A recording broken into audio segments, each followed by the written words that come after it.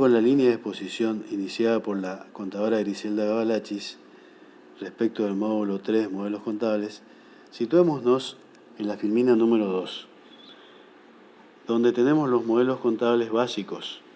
En primer lugar, el modelo de contabilidad histórica, después el modelo de contabilidad histórica con ajuste, el modelo de valores corrientes con moneda heterogénea y el modelo contable vigente. Esta disposición de los modelos contables obedece un poco a la evolución histórica que tuvo la contabilidad. El modelo de contabilidad histórica es de la época en que el fenómeno inflacionario se consideraba que no afectaba significativamente la calidad de la información contable. Y además, la doctrina y la profesión aún no se habían puesto de acuerdo sobre el procedimiento más adecuado para reflejar el efecto de la inflación. Posteriormente, y con la modificación de la Ley de Sociedades Comerciales en el año 1983, que obligó a este tipo de sociedades a realizar el ajuste por la inflación contable, apareció el modelo de contabilidad histórica ajustada, cuya unidad de medida es la moneda homogénea. Después tenemos el modelo de valores corrientes, que consiste básicamente en considerar valores de mercado para cierto tipo de activos, como por ejemplo los bienes de cambio. Sin embargo, este modelo no considera el efecto de la inflación. Y por último, en la actualidad tenemos el modelo contable vigente, que considera en un orden de prioridad los valores corrientes y los valores de costo, teniendo en cuenta el destino más probable para los activos y la intención y posibilidad de cancelación para los pasivos. En este último modelo sí se tiene en cuenta a la unidad de medida homogénea. En la filmina 3 vamos a hablar de la unidad de medida. En un contexto de estabilidad monetaria, la moneda de curso legal, cumple con ciertas condiciones. Sirve como moneda de cuenta, como común denominador de valores, facilita las transacciones económicas y permite la acumulación y comparación de datos. En cambio, en un contexto de inestabilidad monetaria, ya sea de inflación o deflación, la moneda pierde esas funciones, lo cual hace que, por ejemplo, en nuestra economía los agentes económicos recurran a otra moneda. Ustedes observarán que es de uso frecuente el dólar. En la filmina 4 vamos a tener un concepto de inflación.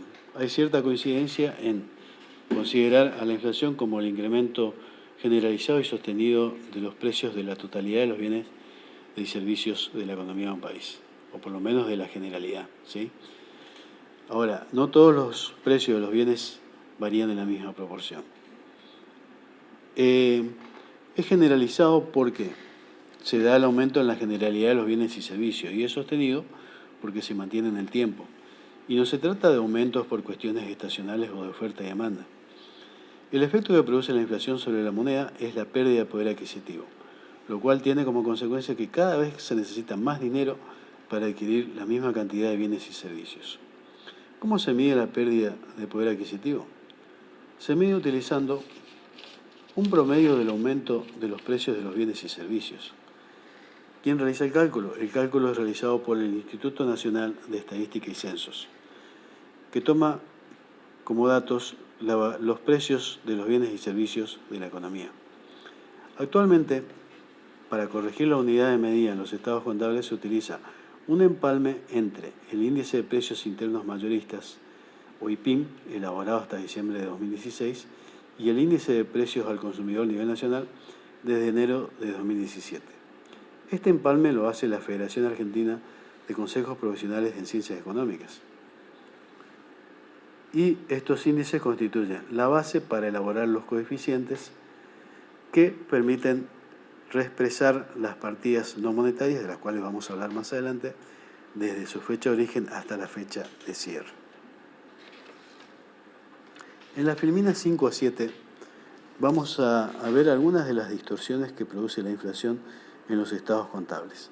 En la filmina 5 vemos qué pasa con los saldos de las cuentas. Los saldos de las cuentas acumulan importes que, para ser coherentes, deben estar expresados en una misma unidad de medida. Por ejemplo, si se suman las ventas de enero con las de febrero, las de marzo y así sucesivamente, vamos a llegar a un saldo híbrido que no se encuentra en una misma unidad de medida. Y así va a pasar también con los gastos. En la filmina 6 apreciamos que los totales de los estados contables también son híbridos. Vamos a ver que, por ejemplo, en el activo vamos a tener saldos de caja y bancos expresados en moneda de cierre, saldos de bienes de cambio de una fecha anterior al cierre, saldos de bienes de uso de la fecha de incorporación al patrimonio, probablemente en el ejercicio actual o en ejercicios anteriores inclusive. Ahora bien, ¿qué pasa con las ventas, el costo de ventas y la utilidad bruta? Mientras que las ventas se registran al precio del mes en que se efectúan, el costo de ventas se encuentra a costos del momento de incorporación de la mercadería vendida, dando esto en consecuencia una utilidad bruta que resulta un híbrido. En la filmina 7 vemos qué ocurre con las depreciaciones de los bienes de uso. Las depreciaciones se calculan sobre el valor de costo de los bienes de uso.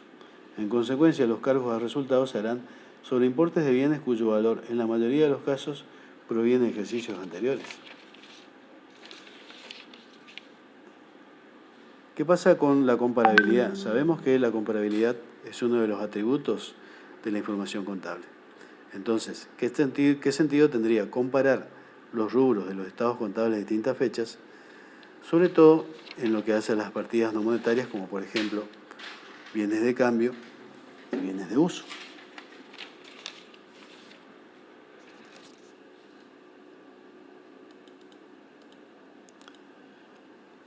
¿Cuál es el objetivo del ajuste por inflación contable? Fundamentalmente la corrección de la unidad de medida. ¿Qué otros objetivos podríamos identificar? Entre ellos, que las cifras de los estados contables queden expresadas en moneda de la fecha de cierre. Determinar el resultado del ejercicio en moneda homogénea por diferencia patrimonial entre el patrimonio neto al cierre, moneda de cierre, menos el patrimonio neto de inicio, moneda de cierre. Y finalmente, determinar el resultado por exposición al cambio en el poder adquisitivo de la moneda.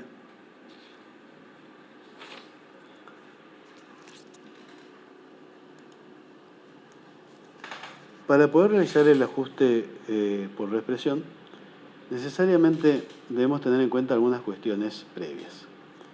Las partidas a los efectos de la reexpresión se deben clasificar en expuestas a la inflación o monetarias, y estas partidas no se reexpresan. ¿Por qué? Porque ya están en moneda de cierre. Pero estas partidas sí generan el REPAM. Ejemplo de ellos son caja y bancos, por ejemplo. Y después tenemos las partidas no expuestas a la inflación, no monetarias, y que sí se reexpresan. Estas partidas no generan REPAM. Ejemplo de ellos serían bienes de cambio y bienes de uso. Básicamente las etapas de la reexpresión van a estar dadas por, en primer lugar, determinar el valor de origen. Una vez determinado el valor de origen, hay que determinar cuál es la fecha de origen de las partidas no monetarias. En tercer lugar, se tienen que elaborar los coeficientes de reexpresión en base a los índices, haciendo el cociente entre el índice del mes de cierre con respecto al índice del mes de origen. Una vez que se tienen los coeficientes, se le aplica el coeficiente corrector a la partida no monetaria para reexpresar desde el mes de origen hasta la fecha de cierre. Una vez obtenido el valor de origen ajustado, se determina por diferencia entre el valor de origen ajustado y el valor de origen el ajuste de la partida no expuesta. Finalmente, se va a registrar en una cuenta de movimiento que va a tener ese nombre justamente, ajuste de partida no expuesta, el ajuste de la partida no monetaria. En la filmina número 10 vamos a tener un concepto del REPAM. El REPAM es el resultado por exposición al cambio en el poder adquisitivo de la moneda y proviene de la exposición de las partidas monetarias del activo del pasivo a la inflación o deflación, es decir, que tiene que haber un contexto de inestabilidad monetaria. Para que haya REPAM deben darse tres condiciones. Existencia de saldos activos y o pasivos expuestos a la inflación. Estamos hablando de partidas monetarias. Que el tiempo de exposición de dichas partidas sea superior a un mes. Y que haya inflación o deflación, y también que se dispongan de los índices correspondientes. En la filmina número 11 hablamos de cómo se determina el REPAM. Y hay 3 métodos: por variación de capital monetario, por saldos expuestos y a través del mecanismo de ajuste integral propuesto por la RT6. Estos 3 métodos los vamos a desarrollar después cuando veamos un muy sencillo ejercicio tomado de las notas de cátedra que vamos a analizarlo posteriormente.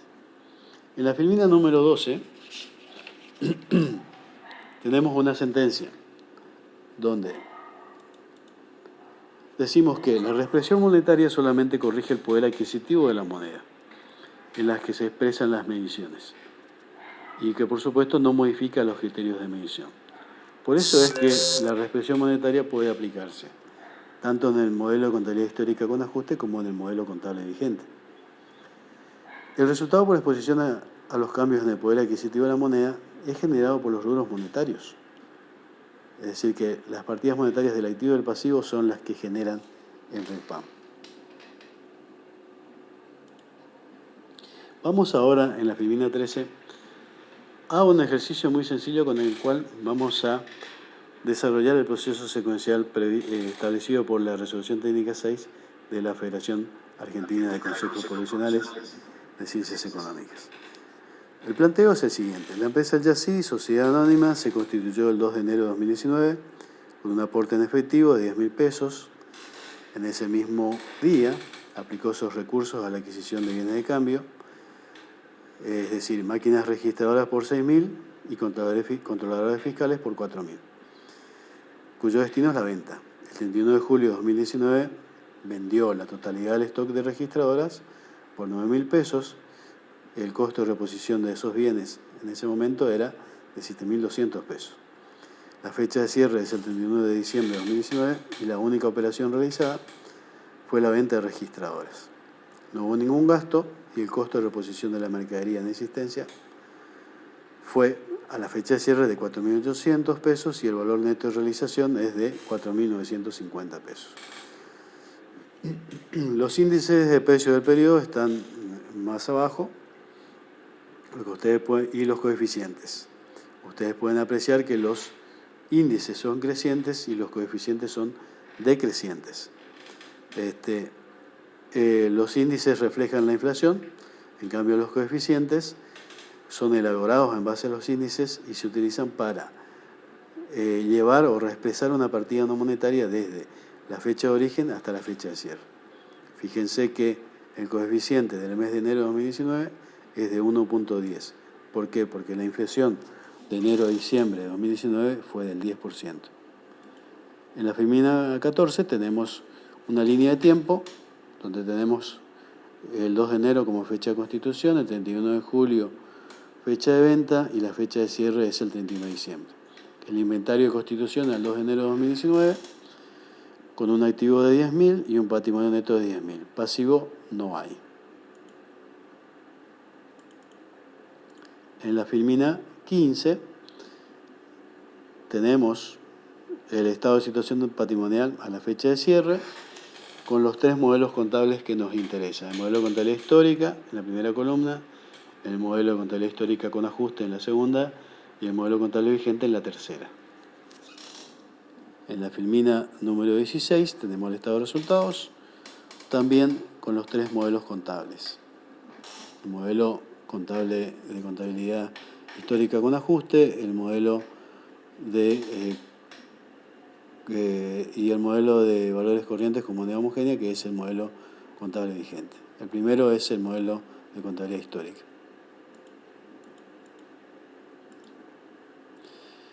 En la filmina 17 lo que pretendí mostrarles es solamente la contabilidad histórica con sus respectivos mayores.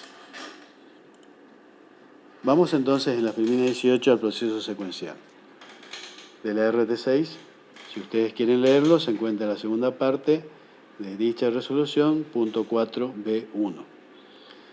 Vamos al punto 1. El punto, bueno, en primer lugar, el proceso secuencial es un procedimiento aritmético, por el cual lo que se busca es obtener el resultado del ejercicio en moneda de cierre, por diferencia patrimonial. Para ello, el primer punto consiste en determinar el patrimonio neto al inicio en moneda de inicio, haciendo la diferencia entre el activo y el pasivo y obteniendo el patrimonio neto a esa fecha. Como la fecha de origen es enero de 2019, si ustedes se fijan en el cuadro de expresión, van a ver que el coeficiente es 1. ¿Por qué? Porque índice de destino e índice de origen coinciden en el mismo mes de enero de 2019, por lo tanto, enero de 2019 sobre enero de 2019 da 1, lo cual hace que el valor de origen ajustado sea 6.000 y 4.000 respectivamente, y el ajuste sea 0. Vamos a la filmina 19. En la filmina 19 tenemos el segundo paso o punto, que consiste en determinar el patrimonio neto al cierre en moneda de cierre, por diferencia patrimonial. Bueno, me olvidé de algo. Concentrémonos en el modelo de contabilidad histórica con ajuste. Y después vamos a ver recién el modelo contable vigente. Esto para que sea más didáctico. Bueno, en el segundo punto, lo que hacemos es determinar el patrimonio neto al cierre en moneda de cierre, por diferencia patrimonial. Vamos a determinar el activo al 31 de diciembre en moneda de dicha fecha, menos el pasivo en moneda de dicha fecha. En este punto tenemos caja por 9.000 pesos, que ya se encuentra en moneda de cierre, y los controladores fiscales, que son de enero de 2019, pero que deben expresarse al cierre por el coeficiente 1.10, con lo cual se transforman en 4.400. Esto nos da un activo de 13.400, menos el pasivo 0, da 13.400. Después tienen el cuadro de reexpresión de partidas no monetarias, con la reexpresión de los controladores fiscales y el capital. Fíjense, acá hay una particularidad. La ley de sociedades comerciales obliga a los entes a exponer el capital por su valor nominal. Por lo tanto, teniendo en cuenta el criterio de mantenimiento de capital financiero, el capital en el modelo de contabilidad histórica con ajuste hay que reexpresarlo, por lo tanto es 11.000. Sin embargo, el ajuste de 1.000 pesos, que proviene de la diferencia entre 11.000 y 10.000, debe exponerse en una cuenta que le vamos a llamar ajuste de capital.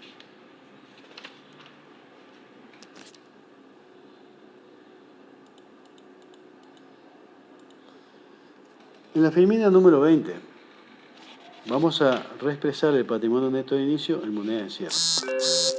Vamos a tomar los 10.000 pesos, que son el patrimonio neto de inicio, vamos a reexpresarlo por el coeficiente anual de 1.10, perdón, el coeficiente que va de enero a diciembre, con lo cual el importe de 10.000 pesos se va a transformar en 11.000 pesos. Si hubiera aportes y retiro de los socios, esos aportes realizados, que no constituyen resultado del ejercicio, se van a sumar al patrimonio neto. Y si hubiera retiros, esos retiros reexpresados a moneda de cierre se van a restar del patrimonio neto del cierre. De inicio, perdón. Patrimonio neto de inicio. En la filmina número 21, perdón, estamos en la filmina 20. Seguimos en la filmina 20. El punto 4 consiste en la determinación del resultado del ejercicio por diferencia patrimonial.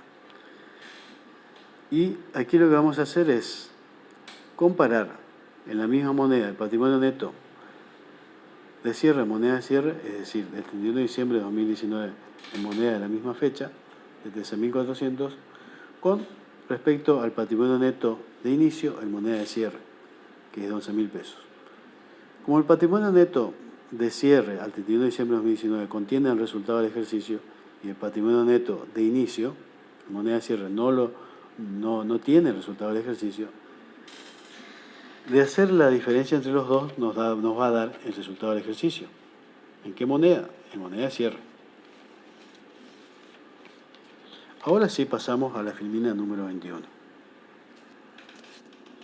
En la filmina número 21 tenemos el quinto paso o punto en el cual vamos a determinar el resultado operativo transicional reexpresando las partidas del estado de resultados desde su fecha de origen hasta el cierre, considerando particularmente que la fecha de origen de los ingresos y gastos es la del mes en que se produjeron, mientras que la fecha de origen del costo de las mercaderías vendidas es la de incorporación de esos bienes de cambio al patrimonio del ente. Tal es así que las ventas tienen fecha de origen julio 2019 y el costo de las mercaderías vendidas fecha de origen enero de 2019. Bien, ahora comparemos el resultado del ejercicio obtenido en el punto 4 de 2400 con el resultado operativo del punto 5 de 2850 y encontramos que son diferentes. ¿Esto a qué se debe? Se debe a que el resultado operativo del punto 5, a este resultado le está faltando el resultado por exposición al cambio en el poder adquisitivo de la moneda, es decir, el REPAM. En la misma filmina mostramos también la reexpresión de las cuentas de resultados y los asientos contables con su respectiva mayorización.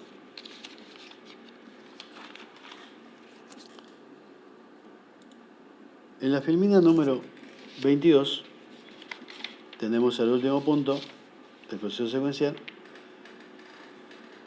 donde el objetivo es determinar el REPAM por diferencia entre el resultado del ejercicio y el resultado operativo. Si habíamos dicho que el resultado operativo no contiene el REPAM, entonces, y el resultado del ejercicio sí lo contiene, entonces, si hacemos la suma algebraica entre el resultado del ejercicio menos el resultado operativo, vamos a encontrarnos con el REPAM. Es decir, si el resultado del ejercicio es 2.400 y el resultado operativo es 1.850, vamos a tener un REPAM negativo de 450. Este importe de 450 negativo proviene de la exposición de las cuentas monetarias durante el ejercicio económico. Si ustedes observan el mayor de la cuenta caja, que es la única partida monetaria expuesta, verán que el aporte en efectivo de 10.000 pesos fue invertido en el mismo día en controladores fiscales y máquinas registradoras, con lo cual no hubo exposición del dinero a la inflación por un periodo superior a un mes. En julio de 2019 se da el ingreso del efectivo de 9.000 pesos a la cuenta caja y queda inmovilizado desde esa fecha hasta el cierre. Entonces ese importe sí queda expuesto a la inflación, generando un REPAM negativo de 450 pesos. En la misma filmina vamos a ver cómo se determina el REPAM por variación de capital monetario y por saldos expuestos. Partiendo del mayor de caja, vamos a ver que tenemos el aporte en efectivo realizado en enero de 2019, el pago en efectivo por la adquisición de bienes de cambio realizado en el mismo mes, con lo cual el saldo al 31 de enero es de 0 pesos.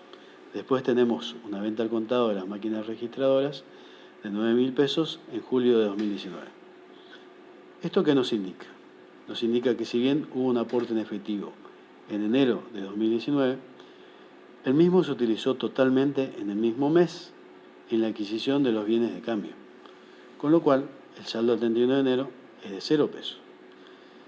Esto tenemos que relacionarlo con el hecho de que para que haya REPAM, la partida monetaria tiene que estar expuesta por un periodo superior a un mes. Esto no ocurrió, ya que el efectivo estuvo expuesto por un periodo inferior a un mes.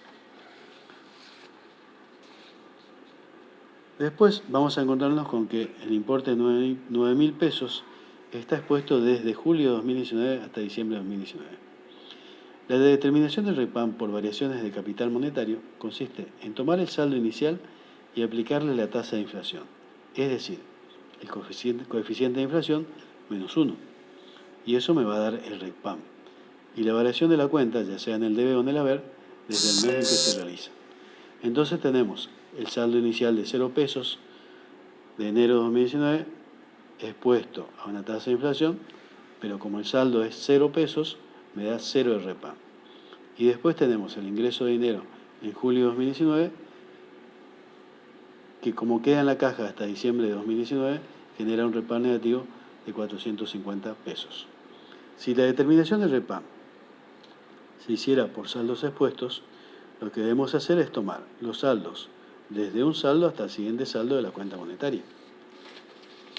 En este caso sería el saldo de 0 pesos del 31 de enero de 2019 por el cociente entre los coeficientes desde enero a julio, o sea 1.10 dividido 1.05, y a esto le restamos el número 1, con lo cual me va a dar un importe de 0 pesos. Y después tomamos el saldo de 9.000 pesos que está expuesto de julio a diciembre de 2019 y me da un REPAM negativo de 450 pesos.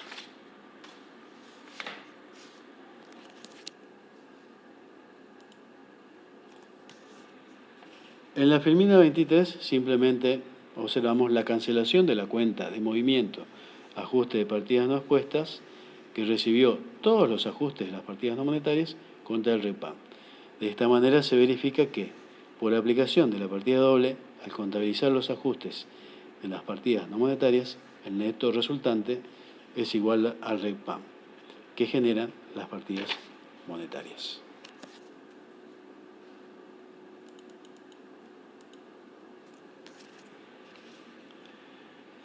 Ahora bien, antes de pasar a la filmina 24, veremos la aplicación del mismo procedimiento secuencial, pero en el modelo contable vigente, que utiliza valores corrientes con moneda homogénea. ¿Por qué se puede aplicar el proceso secuencial en el modelo contable vigente? Porque la unidad de medida utilizada en este modelo es la homogénea.